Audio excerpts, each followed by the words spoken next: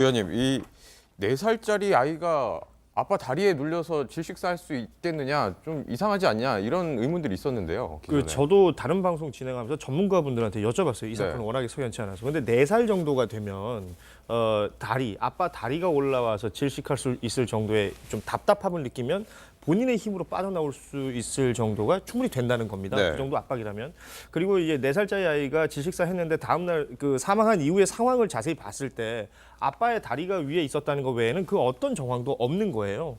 그리고 뭐 아시는 것처럼 이 아이에게 외상이 특별히 발견되거나 그랬던 부분이 아니기 때문에 당시에 아이 아빠 입장에서는 아이가 사망했다는 부분에 대해서 워낙에 상실감이 있었을 것이고 그리고 본인의 잘못이 아닐까라는 또 그런 생각을 할 수밖에 없었을 것이고요. 아시는 것처럼 고유정은 당시에 다른 방에서 잠을 잤다고 했기 때문에 일종의 혐의선상에서 빠져나간 것으로 볼 수가 있습니다. 네. 이런 내용들에 대해서 경찰이 이 최초의 수사를 할 때 국가수 부검 결과라는 걸 가지고 오잖아요. 네.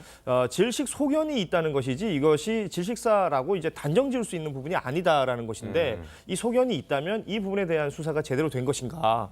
그렇다면 질식사라는 소견을 가지고 질식사가 맞는지 그렇지 않은지를 따져야 될 텐데 그 수사를 경찰 당국에서는 의문사의 어떤 무게를 두고 수사를 하고 있었다라는 말을 하고 있거든요. 이 부분들이 석연치 않다라는 의견들이 많은 것입니다. 정태균 의원님, 조금 전에 이제 노영희 위원님도 지적을 하셨지만 그 남편이 음료수를 마시고 갑자기 잠이 쏟아졌다라고 얘기를 했다는데 당시에 졸피뎀을 처방받았다는 얘기가 있네요, 고유정이.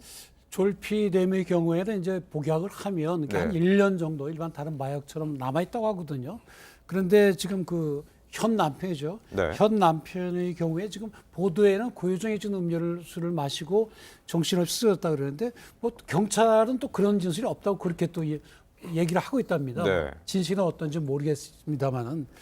근데 하여튼 그 점은 아마 이 현 남편의 그 채모를 체크를 받아가지고 조사해보면 나올 거고요.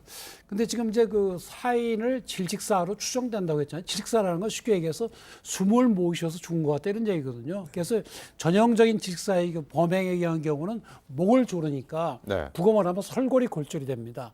이 목에 있는 그 뼈가. 근데 이 아이는 그런 게 없었다고 하는데 그게 꼭 반드시 목을 조르지 않더라도 예를 들어서 그 우리가 영화에서 보듯이 비닐봉지로 사람을 숨을 못 쉬게 하면 그래도 질식사거든요. 네. 그래서 어떻게 해서 죽었는지에 대해서 경찰이 좀 더 조사할 필요가 있는 걸로 보입니다. 두 부부를.